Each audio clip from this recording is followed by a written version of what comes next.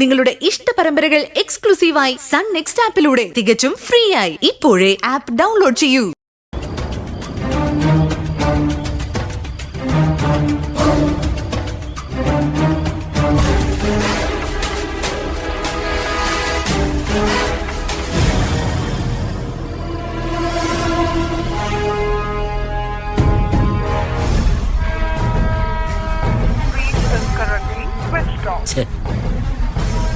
ഇന്ന് വൈകുന്നേരം മുതൽ ഞാൻ ശർമാജിയെ വിളിക്കാം. ഒടുക്കത്തെ സ്വിച്ച് ഓഫ്. ഇനി അയാൾ നമ്മളെ ചതിക്കുമെന്നോ എന്റെ പേടി. അങ്ങനെ അയാൾ ചെയ്യുവോ ചേട്ടാ? പറയാൻ പറ്റില്ലല്ലോ. കാശിനു വേണ്ടി നമ്മളും ചെയ്തത് ചതിയല്ലേ.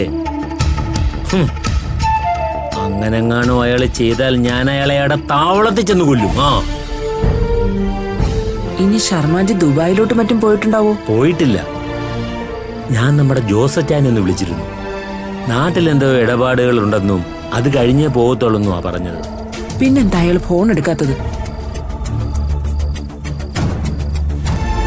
എന്താ അമ്മേ, എന്തുപറ്റി?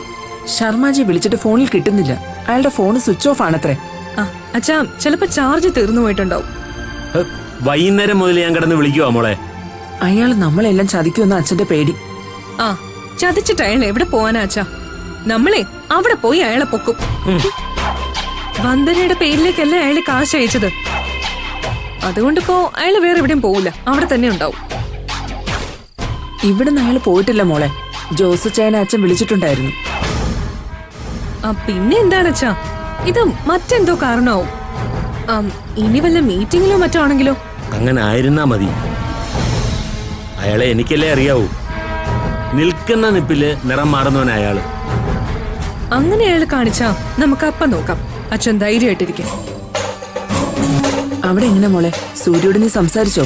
ഇല്ലമ്മേ, ഭാവനയുമായിട്ട് എന്തോ സംസാരം നടക്കുന്നത് ഞാൻ കേട്ടു. ഇനിയിപ്പോ ആരാണ് സൂര്യയുടെ ഫോണിൽ നിന്നും OTP ബാങ്കിലേക്ക് ഷെയർ ചെയ്തതെന്ന് അറിയാനുള്ള ശ്രമത്തിലായിരിക്കും.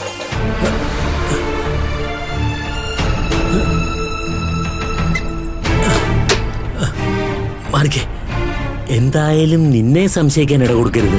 പഴയതുപോലെ അങ്ങോട്ട് ഇടിച്ചു കയറി വേണം സംസാരിക്കാൻ, കേട്ടോ? അങ്ങനെ പറ്റുന്നില്ല അച്ഛാ. ഒരു പക്ഷേ ഞാൻ തെറ്റ് ചെയ്തതുകൊണ്ടാവും സൂര്യയുടെ അടുത്തേക്കൊന്നും പോകാൻ പോലും തോന്നുന്നില്ല.